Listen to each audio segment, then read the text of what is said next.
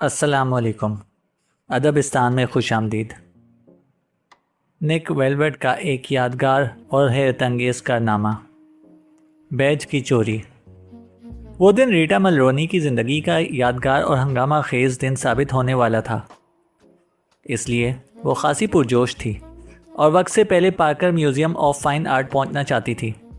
वो तुलुए आफताब से कबल अपने होटल के कमरे में बेदार हो गई और तैयार होने लगी। उसकी साथी, जिसका नाम क्रिस्टीना ब्लैक था, अभी तक सो रही थी। रीटा अपना कॉस्ट्यूम चेक करते हुए दिन भर की सरगर्मियों के बारे में गौर करने लगी। Parker museum of fine art में चंदा जमा करने के लिए एक तकरीब मुनक्किद की जा रही थी, जिसमें 9 देवियों के रक़्स का एक प्रोग्राम भी शामिल था और रीटा इनमें से एक देवी यानी रक्कासा थी। ये पोजीशन हासिल करने के लिए उसने ज़मीन और आसमान एक कर दिए थे। प्रोग्राम दिन भर का था और वो इस मौके को खोना नहीं चाहती थी। चंदा म्यूज़ियम की तोसी के लिए जमा किया जा रहा था। तकरीब के पहले आइटम का नाम देवियों के साथ नाश्ता था, जिसका वक्त 8 बजे सुबह था। रक्स का प्रोग्राम साहिब हैसियत लोगों को मुतासिर और मुतवज्जा करने के लिए था, ताकि वो म्यूज़ियम की तोसी के लिए फ़राखदिली से अतियात पेश कर सकें। इन देवियों को लंच और डिनर के दौरान भी रक्स पेश करना था और हर खाने पर मुख्तलिफ लोग मदऊ थे। इस प्रोग्राम के लिए जो हॉल मुंतखब किया गया था, उसका नाम ग्रैंड एट्रियम था। इस हॉल की दीवारों पर आर्ट का जो ख़जाना आवेज़ा था, वो गुज़िश्ता 10 सदियों पर मुहित था। जिन 9 उम्र लड़कियों को देवियों के तौर पर मुंतखब किया गया था, वो रक्स की तालिबात थीं और न्यूयॉर्क से ताल्लुक़ रखती थीं। गुज़िश्ता शाम उन्हें म्यूज़ियम के ग्रैंड हॉल में ड्रेस रिहर्सल करवाई गई थी और तफसील से सारा प्रोग्राम समझा दिया गया था। रीटा को शायरी की देवी का नाम दिया गया था। तैयार होने के बाद उसने क्रिस्टीना को झंझोड़ते हुए कहा, उठ जाओ, मैं जा रही हूँ। क्रिस्टीना घबराकर उठ बैठी, क्योंकि वो भी 9 देवियों में से ही एक थी। तुम जा रही हो? उसने आंखें मसलते हुए पूछा। वक्त क्या हुआ है? 6:30, रीटा ने कहा। ओह, शुक्र है, अभी तो बहुत वक्त पड़ा है। ज़रा रुक जाओ, मैं चंद मिनटों में तैयार हो जाऊंगी, क्रिस्टीना ने कहा। तुम बाद में आ जाना, मुझे कुछ और काम भी है, रीटा ने कहा और अपना बैग लिए हुए कमरे से बाहर निकल गई। होटल से बाहर कदम रखते ही उसे टैक्सी मिल गई। जब वो म्यूज़ियम के उकबी दरवाजे पर पहुंची तो इस वक्त 7 बजने में चंद मिनट बाकी थे। दरवाजे पर म्यूज़ियम के डायरेक्टर सैमुअल पर्लमैन ने इसका इस्तकबाल किया। उसने गौर से इसका जायज़ा लिया और बोला, तुम्हारा नाम रीटा है ना? रीटा ने असबात में सर हिला दिया और अंदर दाखिल हो गई। इस वक्त हल्की हल्की बूंदाबांदी हो रही थी। तुम काफ़ी जल्दी आ गई हो, डायरेक्टर ने कहा। वो गंजे सर वाला एक पस्ता कद शख्स था और आर्ट डायरेक्टर से ज़्यादा एक बैंक ऑफिसर लगता था। उसकी उम्र 50 से कुछ ऊपर ही थी। वैसे अच्छी बात है, इंसान को वक्त से पहले आ जाना चाहिए। आओ मेरे साथ। डायरेक्टर रीटा की रहनुमाई करता हुआ तहखाने के हॉल में पहुंच गया, जिसके एक कोने पर स्टाफ ड्रेसिंग रूम बना हुआ था। डायरेक्टर के जाने के बाद रीटा ने ड्रेसिंग रूम का जायज़ा लिया। वो खासा कुशादा ड्रेसिंग रूम था और इसमें दर्जन भर लॉकर्स बने हुए थे। रीटा ने अपने मुस्ततील टोट बैग से स्किन कलर की बॉडी स्टॉकिंग और ज़ाफ़रान रंग का टोगा नुमा ड्रेस निकाल लिया। ये रंग शायरी की देवी के लिए मखसूस था। क्रिस्टीना को जो ड्रेस दिया गया था, उसका रंग जर्दी माइल नीला था। रीटा ने अपने कपड़े उतारकर कुर्सी पर रख दिए और बॉडी स्टॉकिंग पहनने लगी। लम्हा भर के लिए बाद ड्रेसिंग रूम का दरवाज़ा खुला और सुनहरी बालों वाली एक खातून अंदर दाखिल हुई। वो रीटा से उम्र में ज़्यादा थी और तकरीबन 35 साल की मालूम होती थी। हेलो, उसने खुशगवार लहजे में कहा। क्या तुम 9 देवियों में से एक हो? हाँ, रीटा उसका जायज़ा लेते हुए बोली। मेरा नाम रीटा मलरोनी है। खातून खुश शक्ल थी और कदोकामत में रीटा के बराबर ही थी। मैं भी देवी हूँ, खातून मुस्कुराई। अच्छा, रीटा ने कदरे हैरानी से पूछा। मेरा ख्याल है कि मैंने तुम्हें रिहर्सल के दौरान नहीं देखा था। मुझे मुतबादिल के तौर पर लिया गया है। एक लड़की अचानक बीमार हो गई है। मेरा नाम सेंड्रा पेरिस है। वो अपने कोट के बटन खोलने लगी।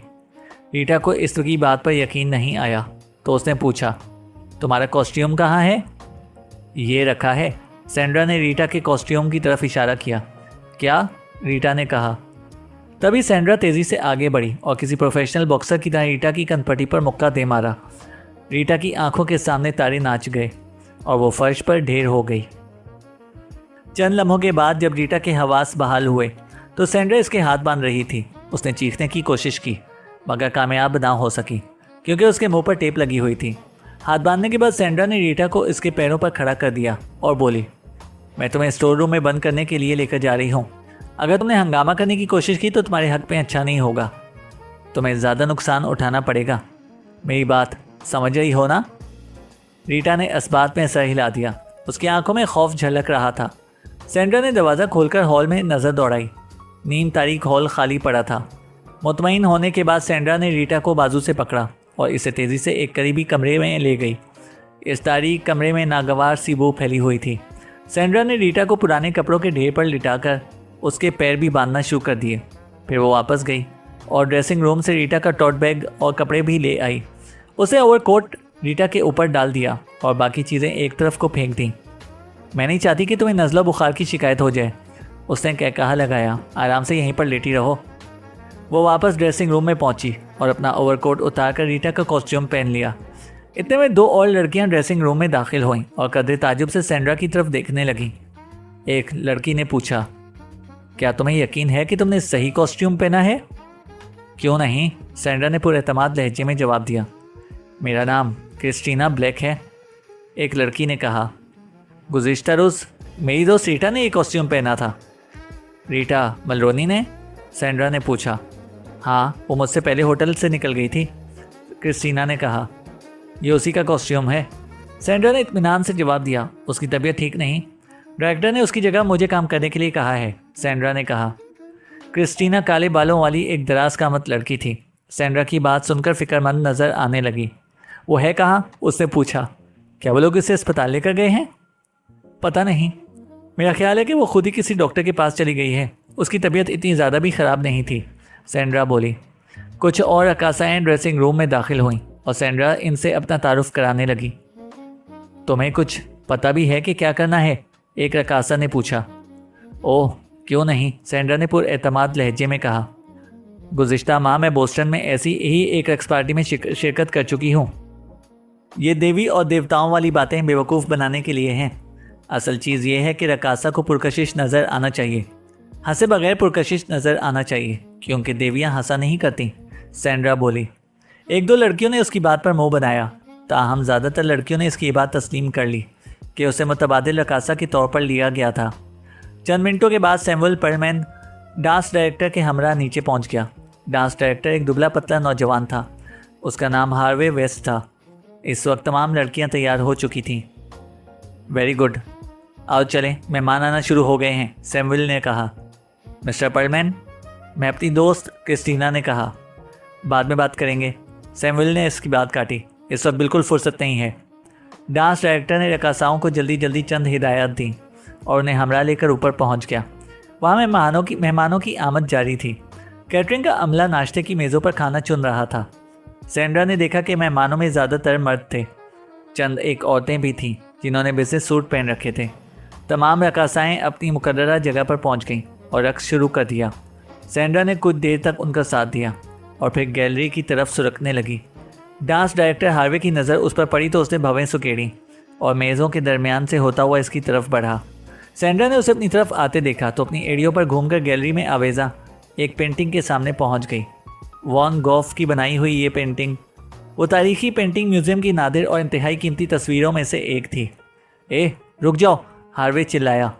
उसके साथ ही हॉल में मौजूद हर शख्स मुतजस्सिस निगाहों से उसको देखने लगा। इस अस्ना में सैंड्रा ने अपने कॉस्ट्यूम में से एक फ्लेयर यानी आतिशगीर गोला निकाला। उसका ढकना उतार कर उसे जलाया और वॉन गॉफ पर दे मारा। फ्लेयर पेंटिंग के वस्त में लगा और उसने फ़ौरन आग पकड़ ली। उसके साथ ही फ्लेयर से खारिज होने वाली धुएं ने गैलरी में एक चादर सी तान दी और हॉल में शोर बपा हो गया। कैप्टन लियोपोल्ड एक दफ़ा पहले भी म्यूज़ियम में आ चुका था। इस वक्त उसके साथ उसकी बीवी मॉली भी थी, जिसने पेंटिंग्स के बारे में इसकी मालूमात में इजाफा किया था। इस दफ़ा वो म्यूज़ियम डायरेक्टर के अर्जेंट फ़ोन पर वहाँ पर पहुँचा था और उसके हमरा लेफ्टिनेंट फ्लेचर भी था। इमारत के सामने 2 पुलिस कारें और 2 फायर इंजन खड़े थे। ड्यूटी पर मौजूद सिपाही लोगों को म्यूज़ियम की तरफ जाने से रोक रहे थे। हमारा काम ख़त्म हो चुका है, फायर चीफ ने लियोपोल्ड से कहा, बल्कि आग हमारे आने से पहले ही पूछ चुकी थी। शुक्रिया चीफ, लियोपोल्ड ने कहा और फ्लेचर के हमरा संगमरमर की सीढ़ियाँ तय करता हुआ इमारत में दाखिल हो गया। हॉल में म्यूज़ियम डायरेक्टर इनका मुंतज़िर था। उसने अपना तारुफ कराते हुए कहा, मेरा नाम सैमुअल परलमैन है, मैं इस म्यूज़ियम का डायरेक्टर हूँ। कैप्टन लियोपोल्ड, लियोपोल्ड ने उससे हाथ मिलाते हुए कहा। और ये मेरा नाइफ फ्लेचर है। मामला क्या है? लियोपोल्ड ने पूछा। एक जुनूनी औरत ने हमारे एक कीमती पेंटिंग जलाकर राख कर दी। वो वॉन गॉफ का शागार थी। उसकी कीमत लाखों डॉलर में थी। लियोपोल्ड ने हॉल में मौजूद लोगों की तरफ नजरें दौड़ाईं। ये कौन लोग हैं? हम हथियार जमा करने के सिलसिले में एक तकरीब मुनक्किद कर रहे हैं। इसमें तकरीबन 100 साहिब हैसियत और कामयाब कारोबारी लोग मदऊ किए गए हैं, डायरेक्टर ने बताया। लियोपोल्ड इनमें से बास लोगों को ज़ाती तौर पर जानता था। उनमें एक जज, चंद वकला, एक रियल एस्टेट डेवलपर और 3 बैंककार थे। म्यूजियम डायरेक्टर उसे गैलरी के इस हिस्से में लेकर गया जहां एक जला हुआ फ्रेम आवेजा था। उसका साइज 18x24 था। वो औरत इस वक्त कहाँ है जो इस तबाही की जिम्मेदार है? लियोपोल्ड ने पूछा। वो धुएं और हंगामे का फ़ायदा उठाते हुए फरार हो गई है। हमें ये कार्ड मिला है, ये उसी औरत का मालूम होता है, डायरेक्टर ने कहा। लियोपोल्ड ने कार्ड पर नज़र डाली। लिखा था दी वाइट क्वीन, नामुमकिन काम, नाश्ते से पहले। लियोपोल्ड ने कार्ड फ्लेचर की तरफ बढ़ा दिया। इसके बारे में चेक करो और पता करो कि पुलिस में इस औरत का कोई रिकॉर्ड तो मौजूद नहीं, लियोपोल्ड ने कहा। सैमुअल सूरत हाल की वजाहत करते हुए बोला। इस औरत ने एक रकासा को बांधकर स्टोर रूम में डाल दिया था और उसकी जगह ले ली, लेकिन खुशकिस्मती से हमारे डांस डायरेक्टर को इस बात का पता चल गया था, डायरेक्टर ने कहा। क्या यहाँ कोई रक्स पार्टी भी है? लियोपोल्ड ने पूछा। हाँ, सैमुअल ने जवाब दिया। रक्स का इंतज़ाम मेहमानों की तफरीह तबाह के लिए किया गया है। इसका इंतज़ाम हमने डायरेक्टर मिस्टर हार्वे के ज़रिए किया है। इसे न्यूयॉर्क से 9 रकासाओं को इस प्रोग्राम के लिए हायर किया था। ये 9 रकासाएँ 9 रोमन देवियों की नुमाइंदगी करती हैं।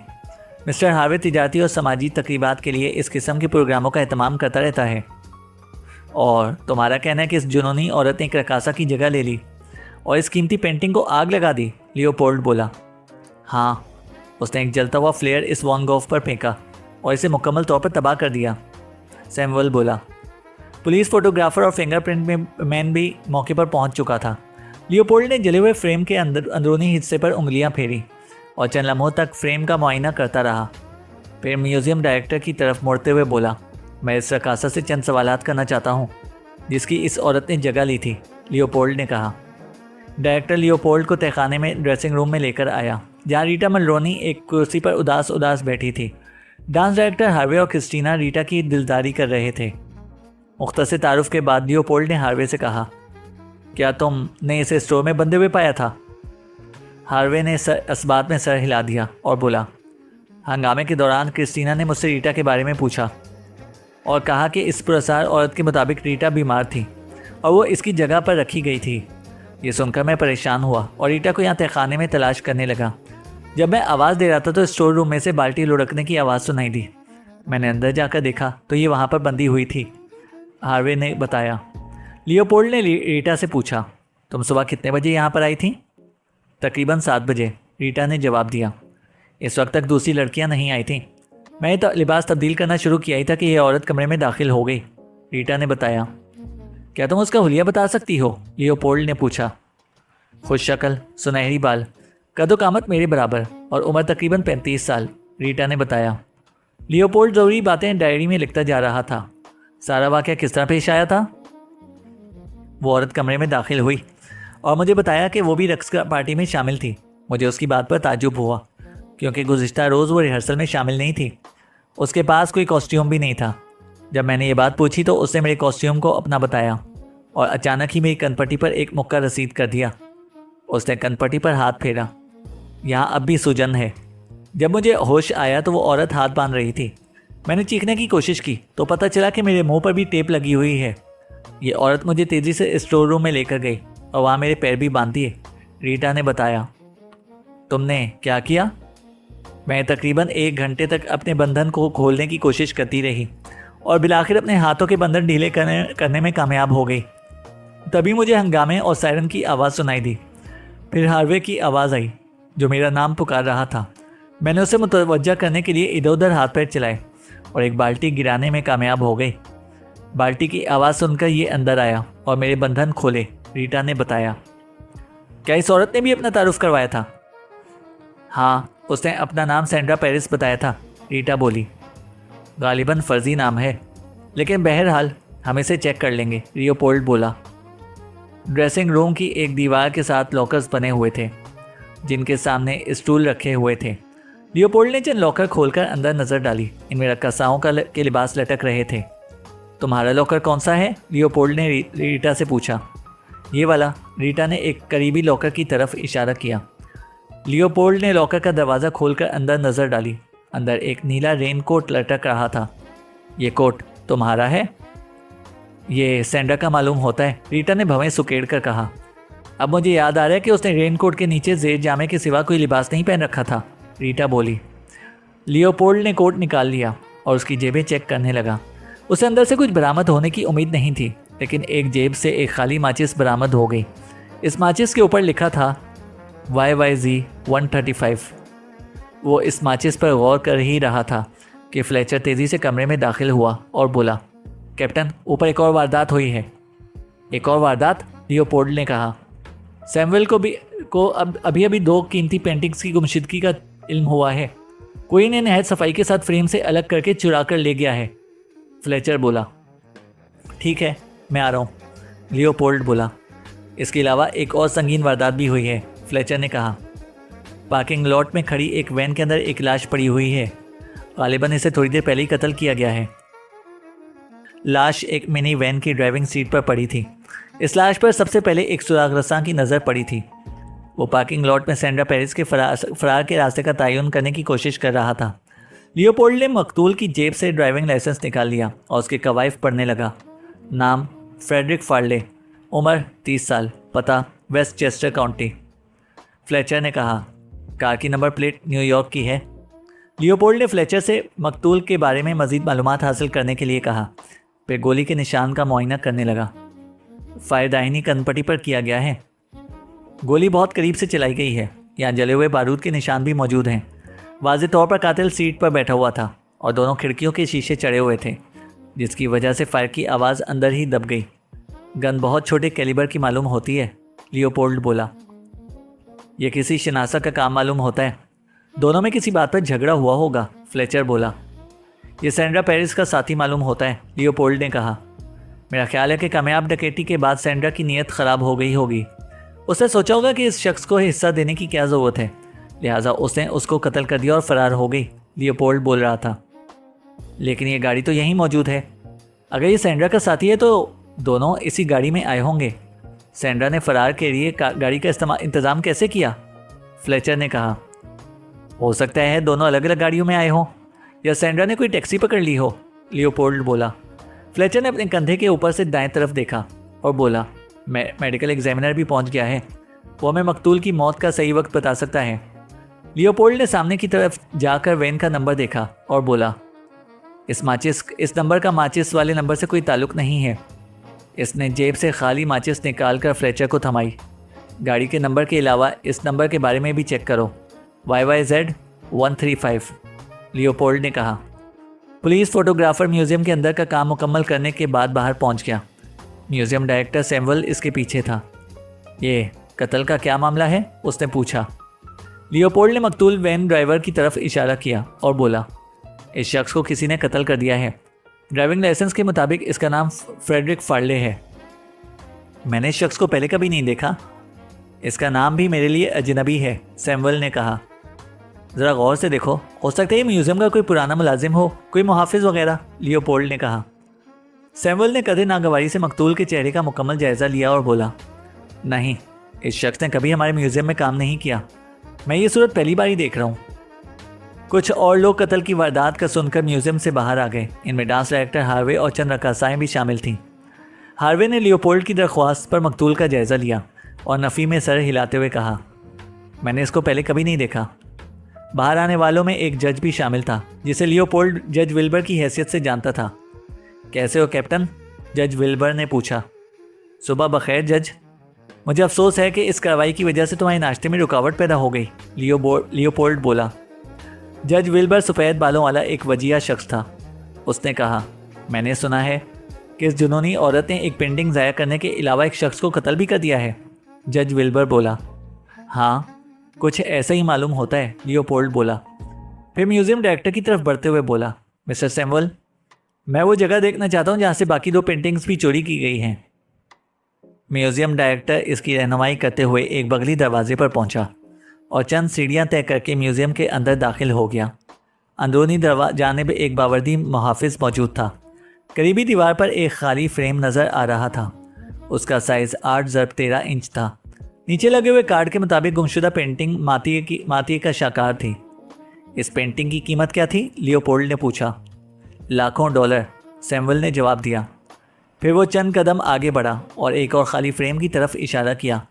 ये मानी की पेंटिंग है, इसकी कीमत भी लाखों में थी, सैमुअल ने बताया। यानी म्यूज़ियम 3 इंतहाई कीमती पेंटिंग से महरूम हो चुका है, लियोपोल्ड बोला। हाँ, सैमुअल ने इस बात में सर हिला दिया, जबकि हमने अतियात जमा करने के लिए इस तकरीब का एहतमाम किया था। लियोपोल्ड फ्लेम का जायज़ा लेते हुए बोला। इस पेंटिंग का साइज़ 17x21 इंच था। इसे चाकू या ब्लेड से खुरचकर फ्रेम से अलग किया गया था। मुझे यकीन है कि पेंटिंग्स को नुकसान नहीं पहुंचा होगा। जिस वक्त ये वारदात हो रही थी इस वक्त तुम्हारे मुहाफिज कहाँ पर थे? लियोपोल्ड ने पूछा। फायर अलार्म की आवाज़ सुनकर हर शख्स मरकजी हॉल में पहुंच गया था। गालिबन इस औरत का मकसद भी यही था। मेरा ख्याल है कि इस अफरा तफरी से फ़ायदा उठाते हुए इसके साथी ने ये 2 पेंटिंग्स भी चोरी कर ली होंगी, सैमुअल ने कहा। लेकिन वैन में कोई पेंटिंग नहीं मिली, लियोपोल्ड बोला। मिलती भी कैसे? इस औरत ने यकीनन पेंटिंग्स के लिए अपने साथी को भी कत्ल किया है। वो इन्हें छोड़कर नहीं जा सकती थी, डायरेक्टर ने कहा। यही मालूम होता है, लियोपोल्ड ने कहा। लियोपोल्ड ने फिंगरप्रिंट के अमले को बुलाकर कहा कि वो दोनों फ्रेमों से फिंगरप्रिंट हासिल करने की कोशिश करें। ताहम इसे फिंगरप्रिंट हासिल करने का यकीन नहीं था। 11 बजे तक पुलिस की कार्रवाई मुकम्मल हो गई और लाश को पोस्टमार्टम के लिए भिजवा दिया गया। तभी फ्लेचर कुछ कागजात लिए हुए लियोपोल्ड के पास पहुंचा। मकतूल फार्ले वैन का मालिक था। वो एक मामूली दर्जे का उचक्का था और इसका रिकॉर्ड भी मामूली दर्जे का ही था। ये डकैती उसके बस का खेल नहीं थी, फ्लेचर ने बताया। हो सकता है कि किसी बड़े फनकार ने इसे बतौर ड्राइवर साथ रख लिया हो। सेंड्रा पेरिस के बारे में क्या रिपोर्ट है? लियोपोल्ड ने पूछा। सेंड्रा पेरिस उर्फ वाइट क्वीन का नाम पुलिस के रिकॉर्ड में मौजूद है। ये औरत डकैती और चोरी के इल्ज़ाम में कई बार गिरफ्तार हो चुकी है, लेकिन सज़ा सिर्फ एक बार हुई थी। उसने न्यू जर्सी के एक कैसीनो से रोलेट व्हील चोरी किया था, जिस पर इसे 1 साल की सज़ा हुई थी, फ्लेचर ने बताया। Roulette wheel? ये औरत गैर मामूली चीज़ें चुराने के सिलसिले में मशहूर है और ये हमेशा सुबह सुबह चोरी करती है, नाश्ते से पहले। मुश्किल काम, नाश्ते से पहले इसका ट्रेडमार्क है, फ्लेचर ने बताया। और YYZ-135 के बारे में कुछ मालूम हुआ? लियोपोल्ड ने पूछा। इस बारे में कुछ मालूम नहीं हुआ, फ्लेचर ने बताया। एक बात यकीनी है, हमारा वास्ता किसी जुनूनी औरत से नहीं है। ये औरत फ़कत तवज्जो हटाने के लिए और 2 पेंटिंग्स चोरी करने के लिए एक कीमती पेंटिंग को आग नहीं लगा सकती, कैप्टन लियोपोल्ड बोला। लेकिन यह हकीकत है कि वॉन गॉफ को इसी औरत ने आग लगाई थी, फ्लेचर ने लियोपोल्ड को याद दिलाया। और ये काम उसने बेशुमार लोगों की आंखों के सामने किया था, फ्लेचर बोला। किसी चीज़ को ज़ाया करना मुश्किल काम नहीं है, लियोपोल्ड ने कहा। नीला रेन कोट जो सैंड्रा लॉकर में छोड़कर चली गई थी, पुलिस लेबॉर्ट्री में भिजवा दिया गया। ताहम कैप्टन लियोपोल्ड को कोई मुफीद चीज़ मालूम होने की तवक्का नहीं थी। कोट मामूली किस्म का था और गालिबन इस खास वारदात के लिए ख़रीदा गया था। दोपहर के वक्त नए मेहमानों की आमद शुरू हो गई। लियोपोल्ड ने हार्वे से पूछा, ये क्या सिलसिला है? मिस्टर पर्लमैन का ख्याल है कि हमें तकरीब जारी रखनी चाहिए, हार्वे ने जवाब दिया। रकासाएँ तैयार हैं और खाने का ऑर्डर भी दिया जा चुका है। म्यूज़ियम की तमाम तस्वीरें बीमाशुदा हैं, फिर भी हिफाजत का इंतज़ाम पहले से मजबूत कर दिया गया है। लियोपोल्ड ने इस बात में सर हिला दिया। ठीक है, हम तुम्हारे प्रोग्राम में मुदाखलत नहीं कर सकते। दोपहर के खाने में जिन मेहमानों को मदऊ किया गया था, इनमें ख़वातीन की तादाद ज़्यादा थी। वो ख़वातीन थीं जो ख़ुद को फ़नून लतीफ़ा की सरपरस्त समझती थीं। खाना शुरू हुआ तो 9 देवियों ने कदीम मौसीकी की धुन पर रक़्स करना शुरू कर दिया। म्यूज़ियम डायरेक्टर ने लियोपोल्ड को बताया कि अतियात का सिलसिला सबसे आखिर में होगा। दोनों एक तरफ खड़ी आपस में बातें कर रहे थे। लियोपोल्ड ने कहा, जो पेंटिंग्स चोरी हुई हैं वो मशहूर और कदीम होने की वजह से मार्केट में फ़रोख्त नहीं की जा सकती। ये औरत इन पेंटिंग्स का करेगी क्या?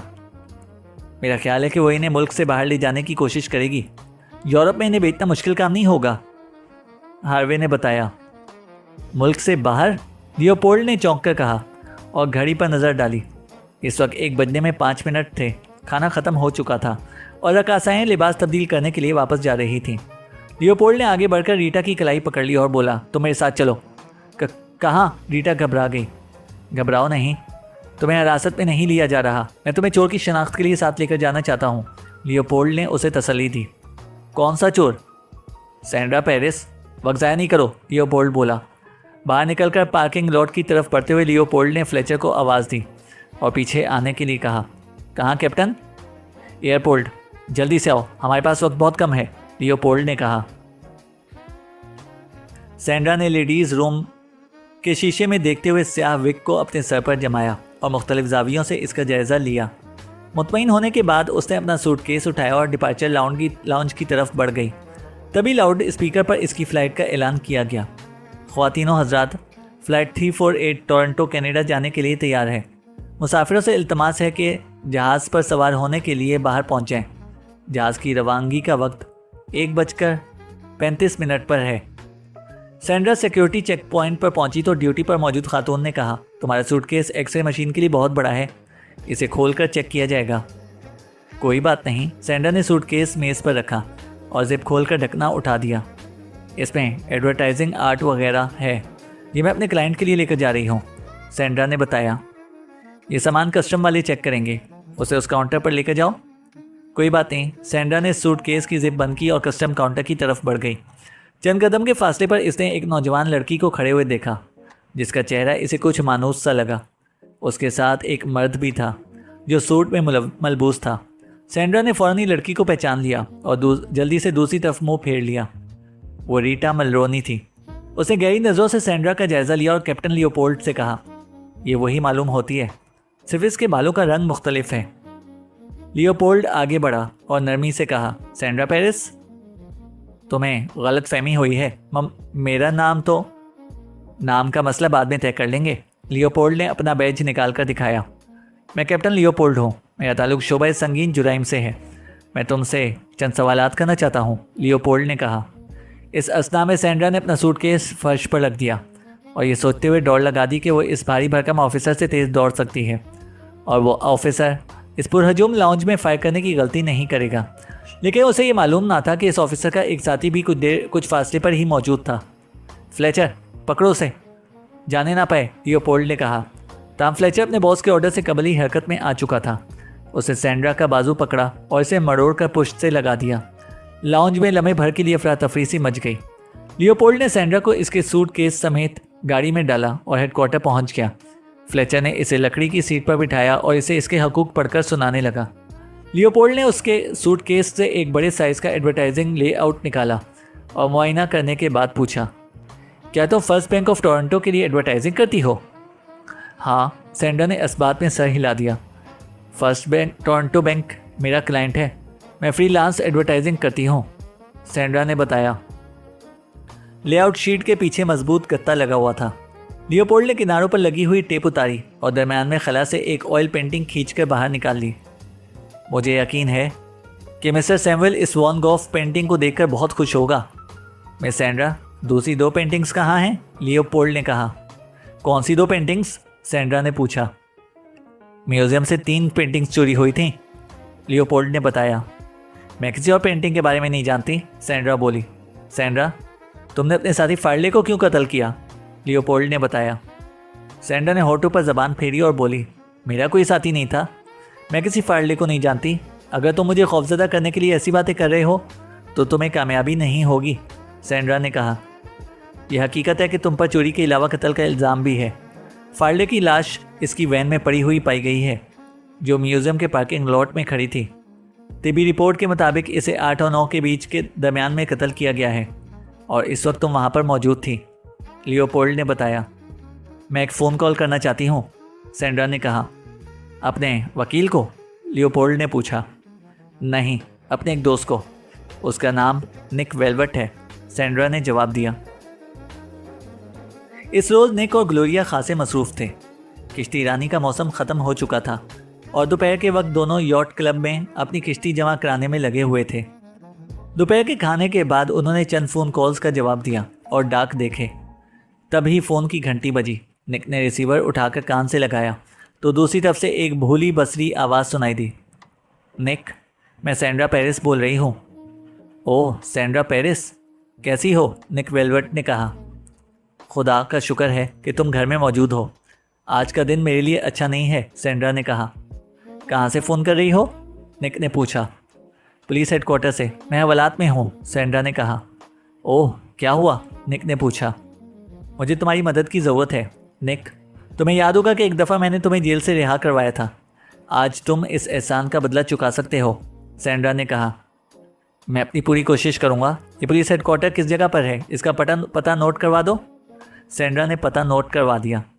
क्या बात है निकी? ग्लोरिया ने पूछा। सैंड्रा पेरिस पुलिस के हत्थे चढ़ गई है, निक ने बताया। तुम्हें याद होगा एक दफ़ा इसने मुझे जेल से छुड़वाया था। तुम्हें ज़रूर उसकी मदद करनी चाहिए, ग्लोरिया बोली। निक तैयार होते हुए बोला, मैं शाम तक वापस आने की कोशिश करूँगा। पुलिस हेडक्वार्टर वहाँ से 15 मील मशरिक़ की जानिब था। वहाँ जिस शख्स से इसका वास्ता पड़ा वो नीली आंखों वाला एक स्मार्ट सा शख्स था। उसने कैप्टन लियोपोल्ड के नाम से अपना तारुफ करवाया और निक से इसकी आमद का मकसद पूछा। मेरा नाम निक वेलवेट है, मैं सैंड्रा पेरिस से मिलना चाहता हूँ, निक ने कहा। क्या तुम उसके अटॉर्नी की हैसियत से यहाँ पर आए हो? महज एक दोस्त की हैसियत से, मैं इसे हवालात से छुड़वाने के लिए आया हूँ, निक ने कहा। लियोपोल्ड ने नफ़ी में सर हिला दिया और बोला, अगर तुम ज़मानत की बात कर रहे हो तो तुम्हें यह मालूम होना चाहिए कि कत्ल के केस में ज़मानत नहीं हुआ करती, और अगर तुम किसी दूसरे तरीके से बात कर रहे हो तो तुम्हें बहुत मायूसी होगी, लियोपोल्ड ने बताया। मैं आमतौर पर मायूस नहीं हुआ करता। क्या मैं सैंड्रा से मुलाकात कर सकता हूँ? निक ने पूछा। हाँ, मुलाकात की इजाज़त मिल सकती है। वैसे तुम्हारा प्रोफेशन क्या है मिस्टर वेलवेट? मैं फ्रीलांस कंसल्टेंट हूँ, निक वेलवेट ने बताया। लियोपोल्ड इसे मुलाकात के कमरे में लेकर गया और बोला, बैठो, मैं सैंड्रा को भिजवाता हूँ। चंद लम्हों के बाद सैंड्रा पेरिस इस नीम तारीख कमरे में दाखिल हुई और निक के सामने कुर्सी पर बैठ गई। शुक्रिया निक, तुम्हें देखकर बहुत अच्छा महसूस कर रही हूँ, उसने कहा। सैंड्रा खासी पुरकशिश लग रही थी। कुछ अर्सा कबल निक ने इसे अपने साथ शामिल करने के बारे में सोचा था, लेकिन ग्लोरिया की मौजूदगी में किसी दूसरी औरत से पार्टनरशिप मुमकिन नहीं थी। तुम इनके हत्थे कैसे चढ़ गईं? निक ने पूछा। सैंड्रा ने कमरे में नज़र दौड़ाई, फिर पूछा, क्या तुम पूरी कहानी सुनना चाहते हो? हाँ, बशर्ते कि ज़्यादा लंबी ना हो, निक ने कहा। मेरा ख्याल है कि इन दीवारों के भी कान हैं, सैंड्रा ने कहा। बहरहाल तुम्हें कुछ ना कुछ तो बताना ही पड़ेगा, निक बोला। सैंड्रा ने कदे धीमी आवाज़ में कहा, पार्कर म्यूज़ियम ऑफ आर्ट में अतियात जमा करने की एक तकरीब मुनक्किद की जा रही है। इन लोगों ने न्यूयॉर्क से 9 रक्कासाएँ हायर की हैं। आज सुबह नाश्ते के दौरान ये रक्कासाएँ अपने फ़न का मुजाहिरा कर रही थीं कि दरमियान में कुछ गड़बड़ हो गई। एक रक्कासा का दावा है कि मैंने इसके हाथ पैर बांधकर इसे स्टोर रूम में बंद कर दिया और इसकी जगह ले ली। निक के होंठों पर मुस्कुराहट बिखर गई और बोला, खूब, तुमने अपने फ़न में रक्स को भी शामिल कर लिया है। काम चलाने की हद तक, सैंड्रा ने कहा। बहरहाल इन लोगों ने मुझ पर यह भी इल्ज़ाम लगाया है कि मैंने वॉन गोफ नामी पेंटिंग पर एक जलता हुआ फ्लेयर फेंका और इसे मुकम्मल तौर पर तबाह कर दिया। लाखों डॉलर मालियत की पेंटिंग चंद लम्हों में राख का ढेर बन गई, सैंड्रा ने बताया। निक दोबारा मुस्कुराया। चंद लम्हों में राख का ढेर बन जाने का मतलब ये है कि कैनवस का एक धागा भी बाकी नहीं बचा होगा, निक ने कहा। तुम मेरा मतलब बखूबी समझ रहे हो। मुझ पर यह भी इल्ज़ाम है कि मैं धुएं का फ़ायदा उठाते हुए फ़रार हो गई और जाते जाते 2 कीमती पेंटिंग्स लपेट कर ले गई। यही नहीं बल्कि मैंने पार्किंग लॉट में अपने मुबैना साथी के सर में गोली से सुराख भी कर दिया है और वो मौके पर ही हलाक हो गया है, सैंड्रा पेरिस ने बताया। मेरा ख्याल है तुम मेरी तरह तन्हा काम करती हो, निक ने कहा। तुम्हारा ख्याल 100% सही है। दूसरी पेंटिंग की चोरी और कत्ल से मेरा कोई ताल्लुक़ नहीं है। मालूम होता है कि किसी ने मौके से फ़ायदा उठाया है, लेकिन मसला ये है कि इस बात को साबित किस तरह किया जाए, सैंड्रा ने कहा। ये भी हो सकता है कि तुम्हारा और किसी और का मंसूबा आपस में टकरा गया हो, निक ने कहा। यह भी मुमकिन है। जिस शख्स को पार्किंग लॉट में कत्ल किया गया है मैं इसको बिल्कुल भी नहीं जानती, ना ही मुझे किसी की मदद की ज़रूरत थी। मेरे पास अपनी किराए की कार मौजूद थी, सैंड्रा ने बताया। और तुम पकड़ी कैसे गई, निक ने कहा। मुझसे एक छोटी सी गलती हो गई। मैं अपने रेनकोट की जेब में एयरलाइन की दी हुई माचिस भूल गई। इस माचिस पर जहाज़ की रवानगी का वक्त और इसकी मंजिल का कोड लिखा हुआ था, YYZ 135। YYZ टोरंटो का कोड नाम है और 135 जहाज़ की रवानगी का वक्त है। जब मैं एयरपोर्ट पहुंची तो मुझे ये बात याद आई, ताहम मैं फ़िक्रमंद नहीं थी। मेरा ख्याल था कि इतना ज़हीन पुलिस ऑफिसर कोई नहीं होगा जो इतने मुख्तसर वक्त में इस कोड को समझ सके, लेकिन ये ऑफिसर मेरी तवक्का से ज़्यादा होशियार निकला। इसका नाम लियोपोल्ड है, सैंड्रा ने बताया। निक ने इस बात में सर हिला दिया। मैं इससे मिल चुका हूँ। यह है कुल कहानी। अब तुम्हें मुझे इस फंदे से निकालना है, सैंड्रा ने कहा। यह खासा मुश्किल काम है, खुसूसन इस वजह से कि एक आदमी कत्ल हो चुका है, निक ने कहा। मैं बता चुकी हूँ कि मेरा इस कत्ल से कोई ताल्लुक नहीं है। मैं इस शख्स का नाम तक नहीं जानती, सैंड्रा बोली। दूसरी 2 पेंटिंग्स चोरी के बारे में तुम्हारा क्या ख्याल है, निक ने पूछा। मैं इस बारे में कुछ भी नहीं जानती, सैंड्रा बोली। लेकिन वॉन गॉफ तुम्हारे कब्जे से बरामद हुई है, तुम इस बारे से इनकार नहीं कर सकती, निक ने कहा। मैंने इसलिए तुम्हें बुलाया है। अब यह सोचना तुम्हारा काम है कि मैं इस चक्कर से कैसे छुटकारा पा सकती हूँ, सैंड्रा ने कहा। निक अपने तौर पर पूरी तैयारी करके आया था। उसने कहा, मैं कैप्टन लियोपोल्ड से बात करने की कोई सूरत निकालता हूँ। तुम एक कागज़ पर वारदात की असल तफसील लिख दो ताकि मुझे अपना काम करने की आसानी हो, निक ने कहा। सैंड्रा ने तकरीबन 10 मिनट तक पैड पर तफसील लिखी, फिर कागजात अलग करके निक के हवाले कर दिए। निक इनका मुतालिया करने लगा। सैंड्रा ने इनमें लिखा था कि वो किस तरह म्यूज़ियम में दाखिल हुई, असल वॉन गॉफ उतारकर इसकी जगह कागज़ की बनी हुई तस्वीर चस्पा की और असल वॉन गॉफ को उकबी दरवाजे के करीब छुपा दिया। इस काम से फारिग होने के बाद वो ड्रेसिंग रूम में दाखिल हुई और रीटा को बांधकर स्टोर रूम में बंद कर दिया। मैं तस्वीर को रेनकोट के अंदर छुपाकर बाहर निकलने की कोशिश कर सकती थी, कागज़ पर लिखा था, लेकिन इस बात का कभी इम्कान था कि कोई मुहाफिज मुझे रोककर मेरी तलाशी ले सकता था। लिहाजा मैंने इनकी तवज्जो दूसरी तरफ लगाने के लिए नकली वॉन गॉफ को आग लगा दी और उकबी रास्ते से बाहर निकल गई। आग लगाने का मकसद ये भी था कि वो पेंटिंग के बारे में मायूस हो जाएं, उन्हें यकीन हो जाए कि पेंटिंग जलकर खाकस्तर हो गई है। निक ने कागजात का मुतालिया करने के बाद इन्हें तय करके जेब में रख लिया। लियोपोल्ड अपने शीशे की दीवार वाले क्यूबिकल में बैठा चाय पी रहा था। उसने निक को एक कॉफ़ी का कप पेश किया और पूछा, तुमने अपनी मौकिला से बातचीत मुकम्मल कर ली है? बातचीत तो कर ली है, लेकिन दर हकीकत मैं अटॉर्नी नहीं हूँ, निक ने बताया। मुझे मालूम है। लियोपोल्ड के होंठों पर पुरख्याल मुस्कुराहट नमूदार हो गई। वो सामने रखे हुए चंद कागजात को दिखाते हुए बोला, इन फैक्स मशीनों ने काम बहुत आसान कर दिया है। आज सुबह हमने सैंड्रा के बारे में मालूमात हासिल की थी। अभी थोड़ी देर पहले हमें तुम्हारे मुकम्मल कवायफ भी मालूम हो गए हैं। इसने नज़र उठाकर निक का जायज़ा लिया। तुम्हारा रिकॉर्ड सैंड्रा से ज़्यादा तवील है। निक मुस्कुराया। मैं सैंड्रा से सीनियर हूँ। क्या लोग वाकई बेकीमत चीज़ें चोरी करवाने के लिए तुम्हारी खिदमत हासिल करते हैं? लियोपोल्ड ने पूछा। हाँ, इस किस्म की काफ़ी कहानियाँ खासी मशहूर हैं, निक ने कहा। लियोपोल्ड कागजात को हिलाते हुए बोला, इनमें चंद गिरफ्तारियों का जिक्र मौजूद है, मगर सज़ा का कोई जिक्र नहीं है। लियोपोल्ड ने कहा, सज़ा मुजरिमों को हुआ करती है कैप्टन, मैं फ़कत लोगों की खिदमत करता हूँ। बहरहाल ये एक अलग मसला है। आज मैं सैंड्रा को रिहा करवाने के लिए यहाँ पर आया हूँ, निक ने कहा। इसका कोई इम्कान नहीं है। थोड़ी देर पहले डिस्ट्रिक्ट अटॉर्नी ने मुझे बताया कि सैंड्रा की ज़मानत नहीं हो सकती, लियोपोल्ड बोला। मसरूका पेंटिंग बरामद की जा चुकी है, निक ने कैप्टन को याद दिलाया, इसलिए ज़मानत हो सकती है। कत्ल और दीगर 2 पेंटिंग्स के बारे में तुम्हारा क्या ख्याल है? लियोपोल्ड ने कहा। तुम्हारे पास इसका कोई सबूत नहीं है कि दोनों जुर्म भी रीटा ने किए हैं, निक ने कहा। हमारे पास रीटा का तहरीरी बयान मौजूद है। इस बयान से ये अंदाज़ा होता है कि वो दीगर 2 जुर्म भी उसी ने किए हैं, लियोपोल्ड ने कहा। तुम फ़कत अंदाजे की बिना पर किसी को मुल्ज़िम करार नहीं दे सकते। क्या तुमने मकतूल के बारे में भी मालूमात हासिल की हैं? निक ने कहा। हाँ, उसका नाम फ्रेडरिक फार्ले है और वो न्यूयॉर्क का रहने वाला है। तुम भी न्यूयॉर्क से आए हो ना? लियोपोल्ड ने कहा। न्यूयॉर्क में लाखों लोग रहते हैं, मैंने फार्ले का नाम कभी नहीं सुना, निक बोला।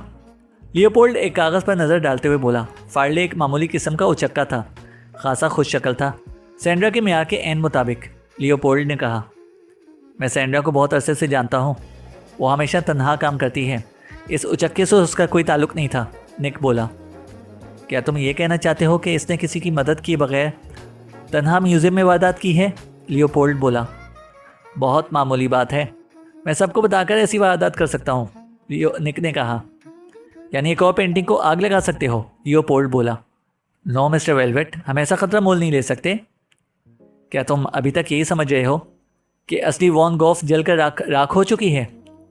फ़िलहाल कुछ नहीं कहा जा सकता, तुमने सैंड्रा के सूटकेस से जो पेंटिंग बरामद की है उसके बारे में क्या ख्याल है? निक ने पूछा। हो सकता है कि ये नकल हो, लियोपोल्ड बोला। मैं सैंड्रा के इस स्टाइल में म्यूजियम की इससे कोई और चीज़ चोरी करके दिखा सकता हूँ, निक वेलवेट बोला। इससे क्या साबित होगा? लियोपोल्ड ने पूछा। इससे यह साबित होगा कि पेंटिंग चोरी करने के लिए सैंड्रा को किसी साथी की ज़रूरत नहीं थी, लिहाजा कत्ल के मामले से इसका कोई ताल्लुक नहीं, निक ने बताया। मैं ये मुजाहिरा देख सकता हूँ, बशर्ते कि म्यूज़ियम का कोई नुकसान ना हो। ये बात मुझे शुरू से ही परेशान कर रही है कि सैंड्रा ने इतने सारे लोगों की मौजूदगी में किस तरह पेंटिंग चोरी की है, लियोपोल्ड ने कहा। मैं इसका मुजाहिरा पेश करने के लिए तैयार हूँ, निक बोला। तुम क्या चीज़ चोरी करोगे? लियोपोल्ड ने पूछा। निक ने कुर्सी की पुश से टेक लगाई और चंद लम्हे सोचने के बाद बोला, मैं किसी बेकीमती या मामूली चीज़ को तरजीह दूंगा ताकि तुम्हें मेरी गिरफ्तारी का बहाना ना मिले। तुम्हारा अपने बैज के बारे में क्या ख्याल है? मेरा ख्याल है तुम ऐसा नहीं कर सकते, लियोपोल्ड बोला। मैं इससे भी मुश्किल काम कर चुका हूँ। मैं तुम्हारे बैज का नंबर नहीं जानता, इसलिए मैं इसकी नकल तैयार नहीं कर सकता। तुम ये बात आसानी से चेक कर सकते हो कि मैंने तुम्हारा असली बैज चोरी किया है। मुजाहिरे के बाद मैं तुम्हारा बैज वापस कर दूंगा, निक ने कहा। और अगर तुम कामयाब ना हो सके तो? लियोपोल्ड बोला। मैं सैंड्रा को तुम्हारे रहमो करम पर छोड़कर वापस घर चला जाऊंगा, लेकिन अगर मैं कामयाब हो गया तो तुम्हें ये तस्लीम करना पड़ेगा कि कत्ल और दीगर पेंटिंग्स की चोरी का जिम्मेदार कोई और है, निक ने कहा। ओके, लियोपोल्ड ने कुछ देर सोचने के बाद कहा। मुझे मंजूर है। इस चोरी के लिए तुम कौन सी जगह तजवीज़ करोगे?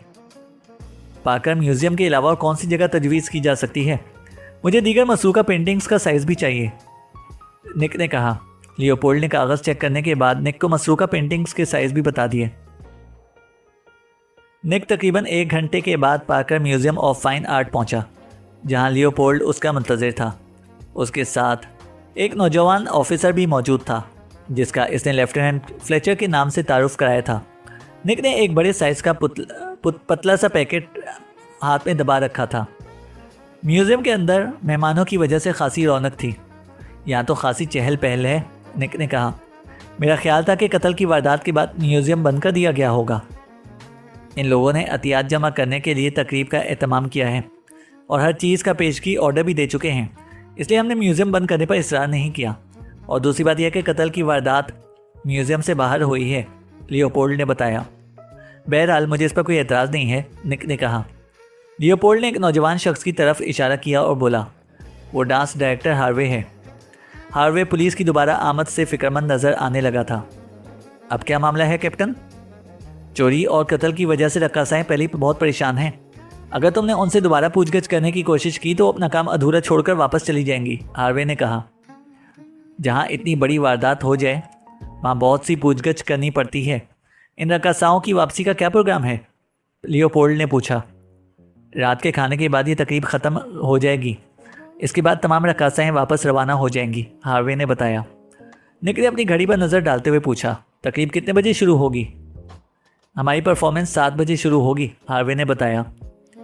अभी काफ़ी वक्त है, लेकिन हमें म्यूज़ियम का कोई दूसरा हिस्सा इस्तेमाल करना चाहिए ताकि यहाँ की तकरीब में कोई रोक पैदा ना हो सके, निक ने कहा। लियोपोल्ड ने निक को अपने पीछे आने के लिए कहा और गैलरी में दाखिल हो गया। कुछ दूर जाने के बाद दूसरी तरफ से 2 रक्कासाएं आती हुई दिखाई दी। लियोपोल्ड ने दोनों से रस्मी बातचीत की और निक से उनका तारुफ भी करा दिया। इनमें एक रीटा और दूसरी उसकी दोस्त क्रिस्टीना थी। हम इस वारदात की वजह से बहुत परेशान हैं, क्रिस्टीना ने कहा। प्रोग्राम ख़त्म होते ही हम यहाँ से निकल जाएंगे। मैंने अपनी पूरी ज़िंदगी में कभी इतना खौफज़दा नहीं हुई। निक ने मुस्कुराकर उसकी तरफ देखा और बोला, तुम वो नहीं हो जिसे बांधकर स्टोर रूम में बंद कर दिया गया था? ये सान्या इसके साथ पेश आया था। क्रिस्टीना ने रीटा की तरफ इशारा किया। अगर मैं इसकी जगह होती तो मेरा तो हार्ट ही फेल हो जाता, क्रिस्टीना ने कहा। मैं तमाम सवालात के जवाब दे चुकी हूँ, रीटा ने कदरे इस्तराब से कहा। मुझे यकीन है कि ये सिलसिला दोबारा शुरू नहीं होगा, रीटा बोली। मैं कोई सवाल नहीं करूँगा, अलबत्ता तुम्हारे साथ पेश आने वाले सान्या की तफसील सुनना पसंद करूँगा, निक ने कहा। उस शैतान की चेली ने मेरी कनपट्टी पर मुक्का मारकर मुझे बेहोश कर दिया था। जब मुझे होश आया तो मेरे हाथ बांध रही थी। मेरे मुंह पर उसने पहली टेप लगा दी थी। हाथ बांधने के बाद वो मुझे स्टोर रूम में लेकर गई और वहाँ मेरे पैर भी बांध दिए। फिर इसने मेरे कपड़े भी स्टोर रूम में फेंक दिए और वापस चली गई। मैं काफ़ी देर तक वहाँ पर पड़ी रही। फिर फायर इंजन की आवाज़ सुनाई दी और मैं घबरा गई। मैंने इधर उधर पैर चलाए जिससे एक बाल्टी लुढ़क गई। हार्वे आवाज़ सुनकर अंदर पहुंच गया और मेरे हाथ पैर खोल दिए, रीटा ने बताया। हार्वे ने तस्दीकी अंदाज में सर हिलाया और बोला, इस वक्त अच्छा खासा नुकसान हो चुका था। एक पेंटिंग जल चुकी थी और 2 चोरी हो चुकी थी और वो एक शख्स कत्ल हो चुका था। हार्वे बोला। बात ख़त्म करते ही वो रक्कासाओं के हमरा एक तरफ को रवाना हो गया। निक की नज़रें उनकी ताकुब करने लगी। कुछ दूर जाने के बाद तीनों एक बगड़ी दरवाजे से निकलकर बाहर निकल गए। निक लियोपोल्ड से माजरत करते हुए दरवाजे तक गया और बाहर नज़र डाली। तीनों एक नीले रंग की वैन में बैठ रहे थे जो पार्किंग लॉट में खड़ी थी। निक हौले हौले सर हिलाते हुए वापस आ गया और बोला, कैप्टन, सैंड्रा यहाँ से एयरपोर्ट तक कैसे पहुँची थी? उसके पास किराए की कार थी जो उसने एयरपोर्ट पहुँचकर वापस कर दी। उसके पास में किराए की कार के कागजात मौजूद थे, कैप्टन लियोपोल्ड ने बताया। निक ने काबिले फ़हम आवाज़ निकाली। क्या मतलब? लियोपोल्ड ने पूछा। तुम्हारी थ्योरी ये है कि मकतूल सैंड्रा का साथी था और उसकी वापसी का इंतज़ार कर रहा था, जबकि हकीकत यह कि सैंड्रा को किसी साथी की ज़रूरत ही नहीं थी। उसके पास तो अपनी कार मौजूद थी। असल काम पेंटिंग की चोरी था और ये काम उसने कामयाबी से मुकम्मल कर लिया था, निक ने कहा। हम इस पहलू पर भी गौर कर रहे हैं। तुम बैच की चोरी करने के बाद की बात करो या तुम इसे काम से दस्तबरदार होने का फ़ैसला कर लिया है, लियोपोल्ड ने कहा। हरगिज़ नहीं, पहले मैं वो जगह देखना चाहता हूँ जहाँ से दूसरी पेंटिंग्स चोरी हुई हैं, निक ने कहा। लियोपोल्ड ने उसे अपने पीछे आने के लिए कहा और एक तरफ को चल पड़ा। तीनों एक राहदारी से होते हुए हॉल के मगरिबी हिस्से में पहुँच गए। वहाँ दीवारों पर कीमती पेंटिंग्स आवेज़ा थीं। लियोपोल्ड एक ऐसी जगह पर पहुँच गया जहाँ पर 2 फ्रेम खाली नज़र आ रहे थे। 2 तस्वीरें इन फ्रेमों से चुराई गई हैं, लियोपोल्ड ने बताया। निक ने बारी बारी दोनों फ्रेमों का मुआयना किया। दोनों तस्वीरें नहायत सफाई के साथ फ्रेमों से अलग की गई थीं। फ्रेमों के अंदरूनी हिस्सों पर कैनवस के चंद एक धागे चिपके रह गए थे। निक ने लियोपोल्ड से पूछा, जो तस्वीर सैंड्रा के पास से बरामद हुई, क्या वो भी इसी अंदाज से लग की गई थी? सही तौर पर कुछ कहा नहीं जा सकता क्योंकि जलने की वजह से फ्रेम पर कोई निशान नहीं रहा था, लियोपोल्ड ने बताया। बहरहाल मैं सैंड्रा के काम की नकल उतार सकता हूँ, निक ने कहा और हाथ में पकड़ा हुआ पैकेट खोलकर काम में मसरूफ़ हो गया। उसने एक पैकेट के अंदर से 8x13 इंच साइज़ की तस्वीर निकाली और इसे टेप की मदद से फ्रेम पर चिपका दिया। वो कागज़ पर छपी हुई खूबसूरत सब्ज़ी थी। इस किस्म की तस्वीरें बाजार से आम मिल जाया करती हैं। कैप्टन, अब तुम अपना बैज निकालो और इसे इस तस्वीर के ऐन वस्त में चिपका दो, निक ने कहा। लियोपोल्ड और फ्लेचर ने एक दूसरे की तरफ देखा और कदरे तामुल के बाद लियोपोल्ड ने जेब से अपना बैज निकाला और सफ़ेद टेप की मदद से उसे तस्वीर के वस्त में चिपका दिया। अब तुम दोनों पीछे हट जाओ, निक ने कहा, क्योंकि मैं भी सैंड्रा की तरह फ्लेयर इस्तेमाल करूँगा। तुम्हें बहुत एहतियात से काम करना होगा, लियोपोल्ड बोला। अगर गैलरी को कोई नुकसान पहुँचे तो इसके ज़िम्मेदार तुम होगे, निक ने फ्लेचर से कहा। अगरचे ख़तरे की कोई बात नहीं है, लेकिन तुम उधर से आग बुझाने वाला आला उठा लो। फ्लेचर ने कैप्टन की तरफ देखा और उसका इशारा पाकर चंद कदम के फासले पर लगा हुआ आग बुझाने का आला उतारने लगा। निक तस्वीर के करीब गया और इसे ठीक करने लगा। लियोपोल्ड ने इस बात पर एतराज़ करने का इरादा किया, मगर इस असना में निक एक तरफ हो गया। लियोपोल्ड ने देखा कि इसका बैज वस्त में मौजूद था, लिहाजा इसने एतराज़ करने का इरादा तर्क कर दिया। फ्लेचर आग बुझाने का आला लिए हुए करीब पहुंच गया।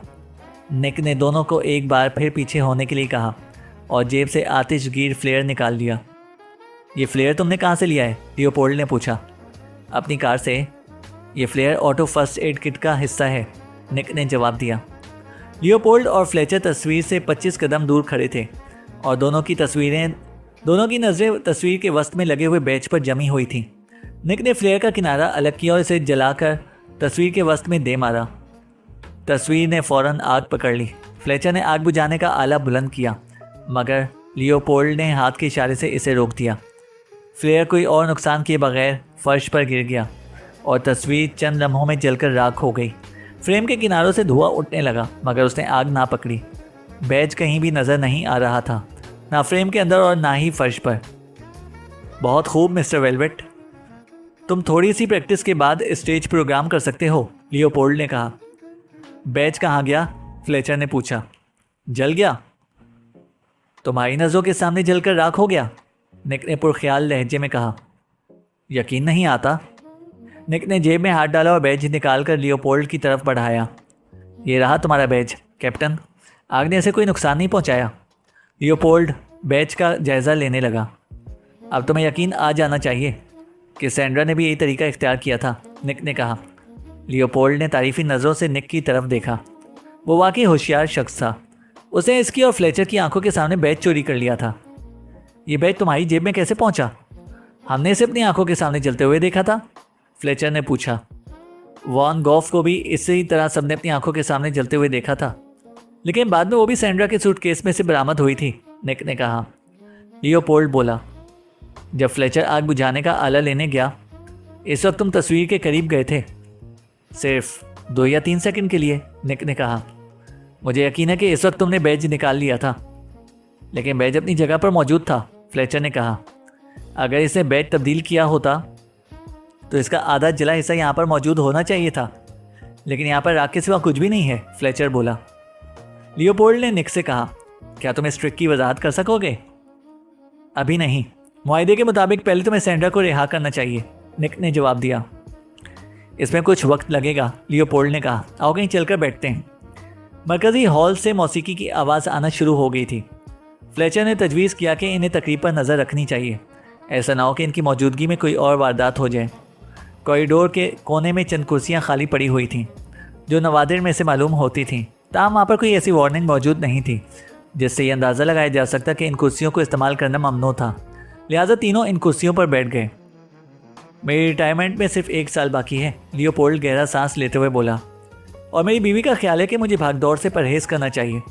लेकिन सैंड्रा पेरिस और निक वेलवेट जैसे लोग शहर में वारिद होते हैं और मुझे अपनी अहमियत का एहसास होने लगता है, लियोपोल्ड ने कहा। तारीफ़ का शुक्रिया, निक ने कहा।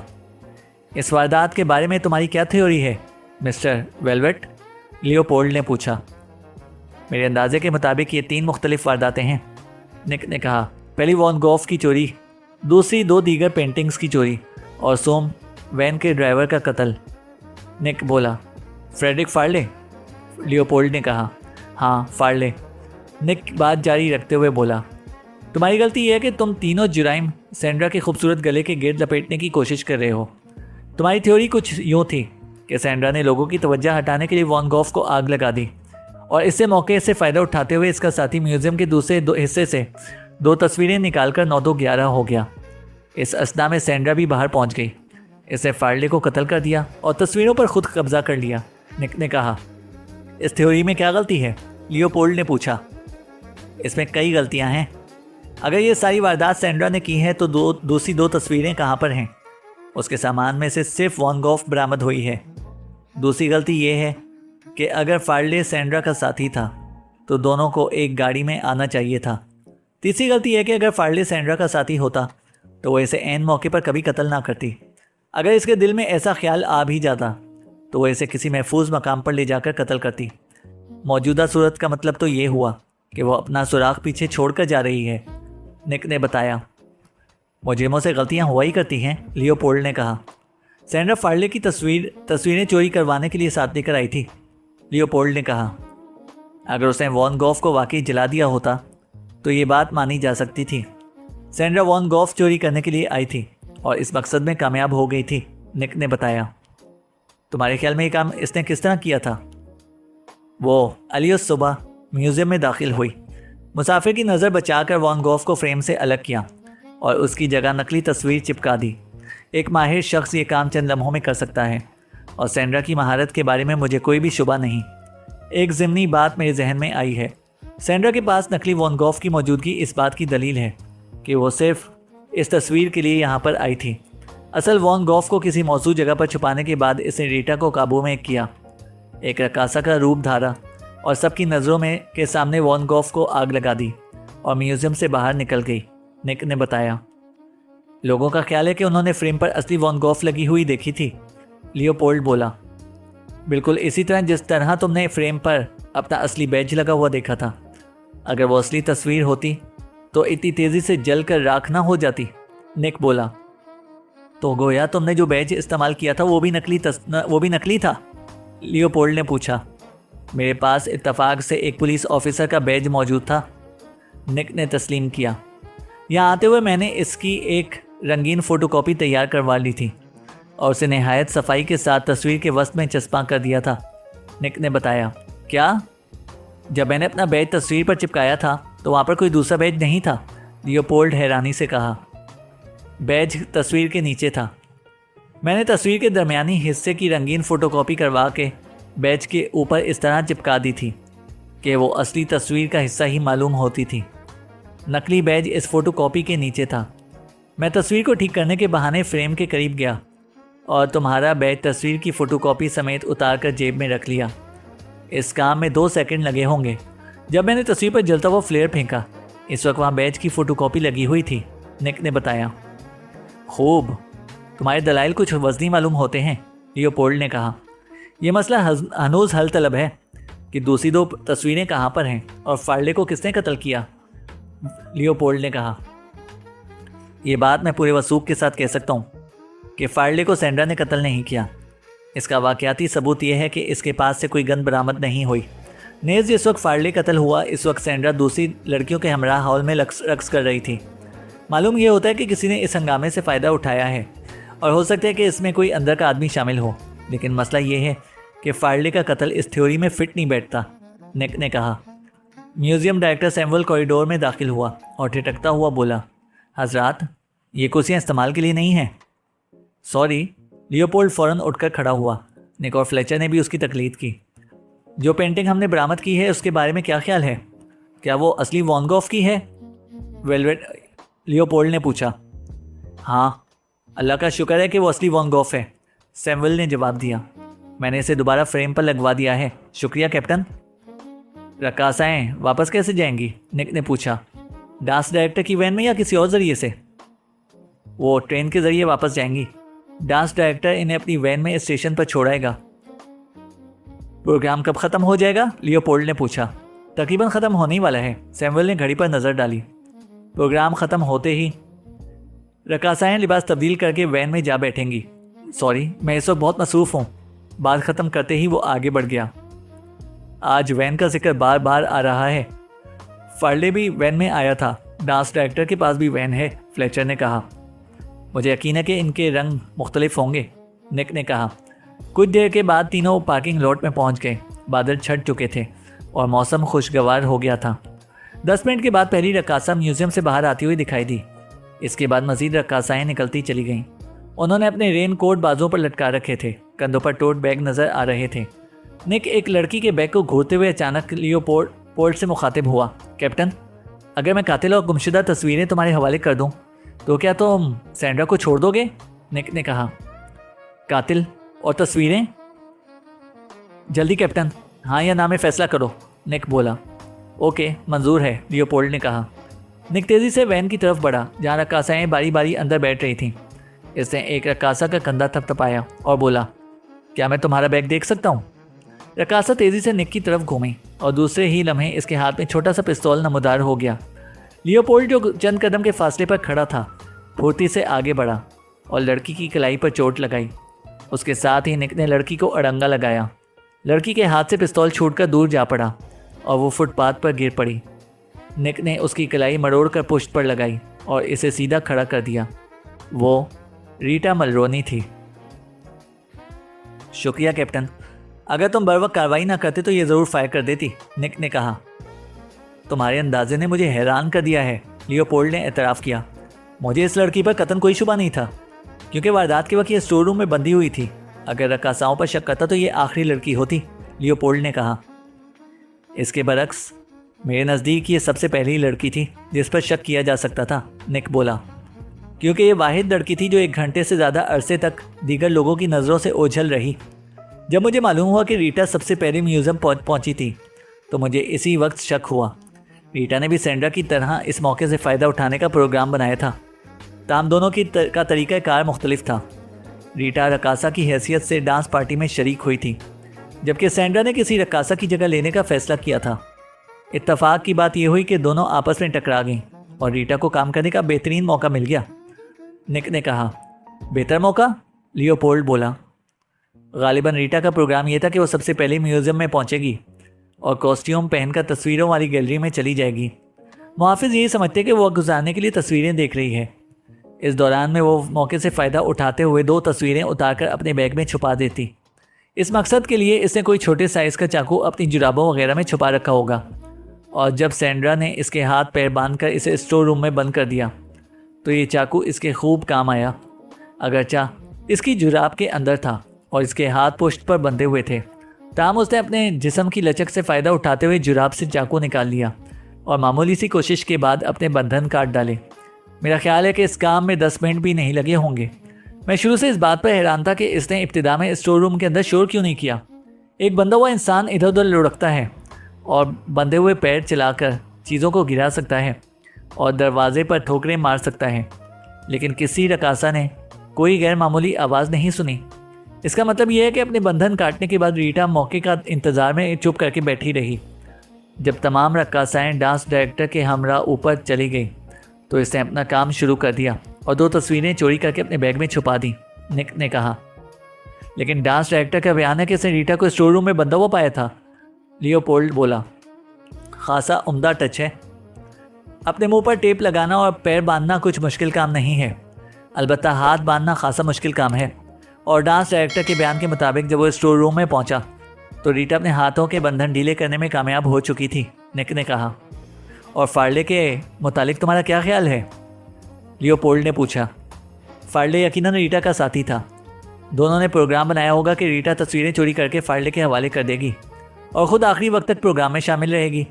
लेकिन मालूम होता है कि तस्वीरें चोरी करने के बाद रीटा की नीयत ख़राब हो गई होगी, या उसे फार्ले पर वो एतमाद ना रहा जो मंसूबा बनाते वक्त था। उसके दिल में ये खदशा पैदा हुआ होगा कि फार्ले तस्वीरें लेकर चंपत ना हो जाए, निक ने कहा। लेकिन कत्ल क्यों, लियोपोल्ड ने पूछा। रीटा को ये ख्याल भी आया होगा कि फार्ले माले मसरूका में से हिस्से का मुस्तहिक नहीं था, क्योंकि इसने अमली तौर पर कुछ भी नहीं किया था, लेकिन फार्ले ने मंसूबे में शामिल था और वो रीटा के इनकार पर इसका पोल खोल सकता था। लिहाजा तस्वीरें चोरी करने के बाद रीटा बगली दरवाजे से बाहर गई और फार्ले को कत्ल करके वापस आ गई। सुबह के वक्त आसमान पर बादल छाए हुए थे और बूंदाबांदी के साथ धुंध भी छाई हुई थी, इसलिए पार्किंग लॉट सुनसान पड़ा था, निक ने कहा। हार्वे ने अपनी वैन की ड्राइविंग सीट से सर बाहर निकाला और लियोपोल्ड से चौथी बार पूछा, कैप्टन हमें जाने की इजाज़त है? 1 मिनट, लियोपोल्ड ने कहा और फिर निक की तरफ मुतवज्जा हुआ। अगर रीटा के बैग में से मसरूका तस्वीरें निकल आईं तो तुम्हारी थ्योरी हर्फ ब हर्फ सही साबित होगी, लियोपोल्ड बोला। फ्लेचर रीटा के हमरा स्क्वाड कार में बैठा था। निक ने रीटा का बैग लिया और इसकी जिप खोलकर मुख्तलिफ खानों में देखने लगा। चंद लम्हों के बाद वो पिछले खाने में से 2 मसरूका पेंटिंगें निकालने में कामयाब हो गया। बड़ी तस्वीर का साइज़ 21x17 इंच था और वो बड़े आराम से बैग के बड़े खाने में रखी थी। शुक्रिया मिस्टर वेलवेट, तुम्हें सुराग रसा होना चाहिए था, लियोपोल्ड ने कहा। असल मसला आमदनी और आज़ादी का है मिस्टर लियोपोल्ड, निक ने कहा। वैसे मेरे काम में सुराग रसानी भी शामिल है। और वहाँ अब सैंड्रा के बारे में क्या क्या कहते हो, निक ने पूछा। लियोपोल्ड मुस्कुराकर बोला, सैंड्रा को किसी आज़ाद पंछी की तरह समझो। मुझे उम्मीद है कि म्यूज़ियम डायरेक्टर पूरी बात सुनने के बाद सैंड्रा के खिलाफ कार्रवाई करने पर इसरार नहीं करेगा, लियोपोल्ड ने कहा। शुक्रिया कैप्टन, मुमकिन है तुम्हें मज़ीद कार्रवाई में देर हो जाएगी, इसलिए हेडक्वार्टर फ़ोन कर देना, मैं वहीं पर जा रहा हूँ, निक ने कहा। 15 मिनट के बाद सैंड्रा निक की कार में बैठ रही थी। उसके चेहरे पर खिसियानी सी मुस्कुराहट थी। शुक्रिया निक, मुझे उम्मीद नहीं थी कि तुम मुझे इतनी जल्दी रिहा कराने में कामयाब हो जाओगे, इसने कहा। निक ने गाड़ी को गियर में डाला और मुख्तसर अल्फाज में सैंड्रा को सारी बात बताना शुरू कर दी। फिर बोला, तुमसे 2 हिमाकतें सरजद हुई थीं। अव्वल तो तुम्हें अपना रेनकोट ड्रेसिंग रूम में छोड़कर नहीं जाना चाहिए था। अगर ऐसा करना ज़रूरी था तो कम से कम जेबों को चेक कर लेना चाहिए था, निक ने कहा। और दूसरी हिमाकत, सैंड्रा ने पूछा। अपना नाम बताने और कार्ड छोड़ने की क्या ज़रूरत थी, निक ने कहा। मेरा ख्याल है मैं कुछ बेपरवासी होती जा रही हूँ, सैंड्रा ने कहकहा लगाया। आजकल मैं किसी मौजूद पार्टनर के बारे में संजीदगी से गौर कर रही हूँ, सैंड्रा ने कहा। निक ने पुरख्याल नज़रों से उसकी तरफ देखा, फिर दोबारा सड़क की तरफ देखते हुए बोला, कैप्टन लियोपोल्ड का ख्याल है कि मैं एक बेहतरीन सुरागरसा बन सकता हूँ, निक ने कहा। मुबारक हो। वैसे मैं पार्टनर के बारे में इतनी ज़्यादा संजीदा भी नहीं हूँ, सैंड्रा ने बुरा सा मुंह बनाया।